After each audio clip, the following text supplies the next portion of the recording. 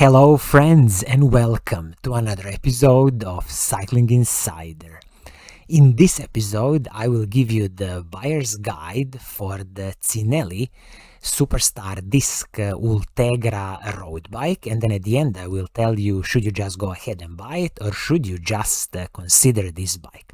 So you see, recently I got a question about this specific CINELLI Superstar Ultegra bike, and also I've heard some very good reviews from a few mechanics that have worked on these CINELLI carbon fiber frames and forks, that they are saying that it's a very good quality of carbon fiber frames and forks. Basically it's a kind of a bit better quality control than you would see in canyon bikes, specialized track bikes. So it got me a bit intrigued about this CINELLI Superstar Ultegra road bike. So first thing first, we can answer the question, who is this bike for? So you see, this CINELLI Superstar range is all about endurance road bike. So it is a bit, relaxed geometry, designed for the longer days in the saddle, and also don't expect it to be too stiff or too light, because this is not the point of this bike. So if you are in the market for an endurance road bike, long days in the saddle, then definitely it's worth checking this CINELLI Superstar Ultegra bike. As it is now, I see the retail price is 3,300 British pounds. So definitely, not a cheap bike, but this is now becoming almost a classic of bikes which are hovering around 3,000 British pounds. But we will dive into the specifications and really see what do you get for 3,300 British pounds. I will also mention here that CINELLI Bikes has a huge heritage in making bicycles. They are an Italian bike brand. They were founded in 1948, and basically CINELLI name comes from the surname of the founder, Cino CINELLI. And Cino also had a very good success in winning few important races in his kind of age in the 1930s, 1940s. So definitely they have a huge heritage in making road bikes. Specifically for this CINELLI Superstar bike, as I said, 3,300 British pounds is the retail price for the full package, but if you look only at the carbon frame and the fork, you can buy it separately, and then the retail price for that would be 2,000 British pounds. So as you see, it is a pretty pricier carbon fiber frame and the fork, but it's nice that they are offering it, because it definitely proves that they are satisfied with the quality of their carbon fiber frames and forks, since they are willing to sell it separately from the whole bike build. So when you look at the paint scheme on this bike, there is only one paint scheme on offer. It is a beautiful metallic blue with a classical hint of white and red. Definitely no problems here with the paint scheme. Of course, it would be nice that CINELLI could offer another paint scheme on this bike, but I'm guessing they are mostly kind of focused on the quality of carbon fiber frames and forks than offering multiple paint schemes. Again, this would be my wish, at least another paint scheme on this bike. So now we can dive into the specifications and really see what do you get for your hard-earned money. As always, we are kicking off with the frame and the fork on this bike. So the frame is of course, carbon fiber frame, in this case Columbus carbon fiber monocoque frame, and also the fork, carbon fiber fork, Columbus carbon fiber fork with a monocoque steerer. I'll mention here that carbon frames and forks from CINELLI come with a 5 years warranty. I wish that they could extend their warranty to something like 10 years, but also keep in mind that a lot of bike brands are keeping this 5-6 years warranty. Only the big ones like Giant Trek, Specialized, Cannondale are offering you a lifetime warranty. As I said, there's only one paint scheme to choose from. They call it a dark night blue. Beautiful paint scheme, but again, would be nice to offer at least another paint scheme. This carbon frame and fork are of course designed for disc brakes only. It comes with the full internal cable routing, and the bottom bracket is a standard press fit 86.5 millimeters bottom bracket. In this case, I wouldn't expect any creaking noises on this bottom bracket, because as I say, from the things I've heard from some mechanics, CINELLI carbon frames and forks have a very good quality control, so there should be no problems with this bottom bracket. Also on this frame, maximum tire size you can fit is 28 millimeters. very nice in my opinion, no problems here. And also nicely they are claiming that the total frame weight is 1140 grams, and for the fork 440 grams.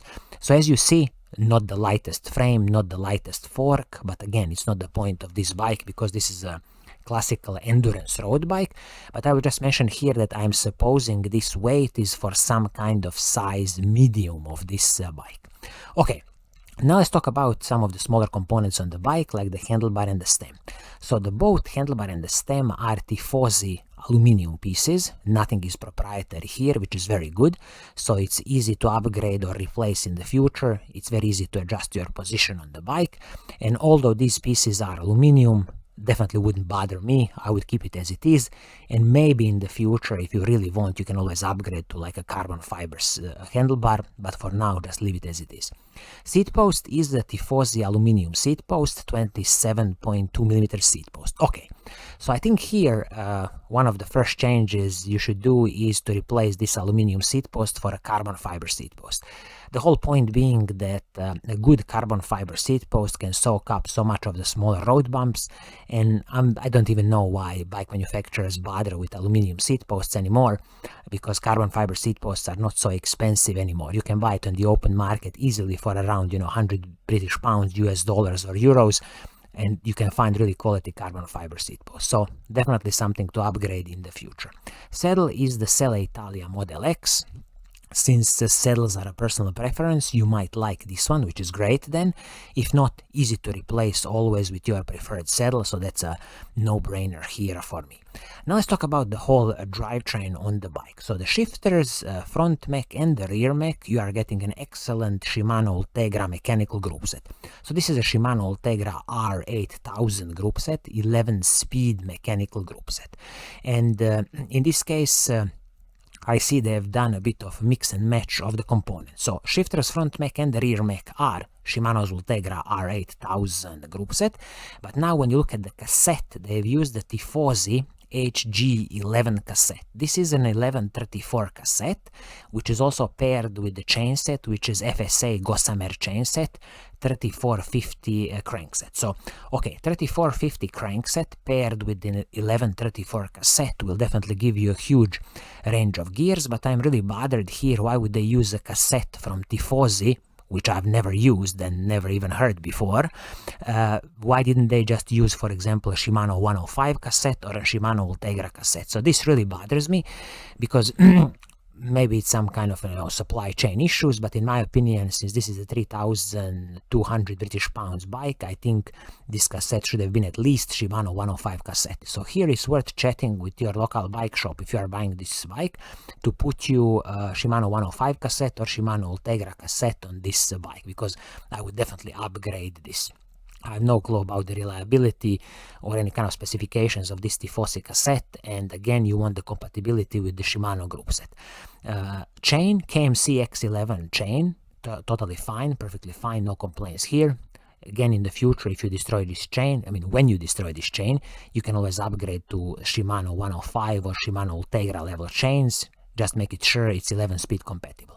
This crankset, FSA Gossamer, fine, wouldn't bother me so much, but again, once when you destroy this crankset, I would definitely invest some money and buy a classical Shimano Ultegra crankset for an 11-speed group set. Now when you look at the braking system on this bike, again, a pretty strange choice for me. So these are Shimano's hydraulic disc brakes. I'm hoping it should be on the levels of Shimano Ultegra. They are not specifying here, but they definitely should be.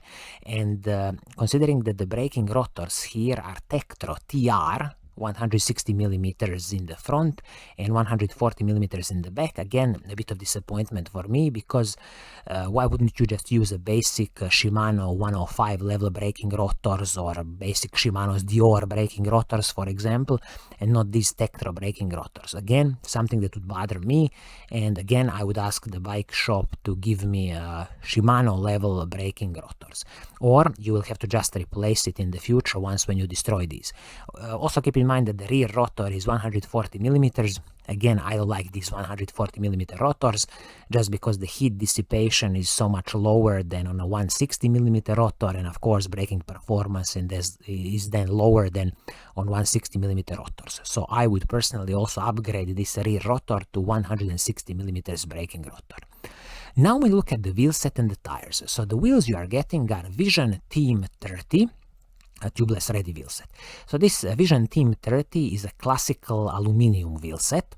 Retail price on the open market approximately 330 euros, and this is 30 millimeters rim height. It is a tubeless ready, but of course you will need to get your own tubeless tape and tubeless valves. Classical aluminum CNC machined hubs from Vision with the 4 sealed cartridge bearings, 24 spokes front and back, and I will also mention here that the total weight of this wheel set is 1,900 grams. It's definitely a decent wheel set, no special complaints here. 1,900 grams, again, pretty standard weight for the wheel set in this aluminum category. And again, maybe in the future, once when you destroy this wheel set, you can upgrade to something much better. I would always advise you to have a look at DT Swiss wheels or even the newest Shimano wheels, which are just excellent. And this wheel set is wrapped in the Impact Race tire, 28mm tire. I have no clue what is this tire. I've never used these tires, so they might work fine, they might not work fine. I can't comment too much on this, but definitely keep in mind, if you are upgrading tires in the future, stick with the brands like, you know, Continental, Pirelli, Goodyear, Michelin. They produce excellent tires, specifically in this 28mm range, where you will get a lot of air volume and really a smooth bike ride. So as you see, this CINELLI Superstar Ultegra bike with a retail price of 3,300 British pounds. What would be my advice to you? So definitely my advice to you is to just consider this bike, and specifically consider it if you want a good quality carbon frame and the fork, and you are willing to do some upgrades in the future.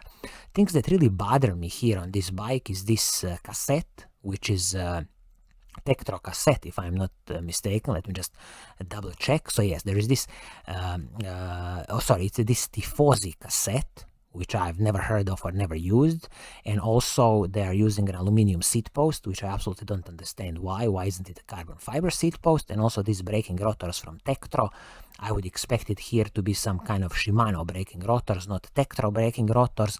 So these three things are kind of really a confusing part on this bike, and that's why my recommendation is literally just to consider this bike if you are mostly interested in the quality carbon fiber frame and the fork.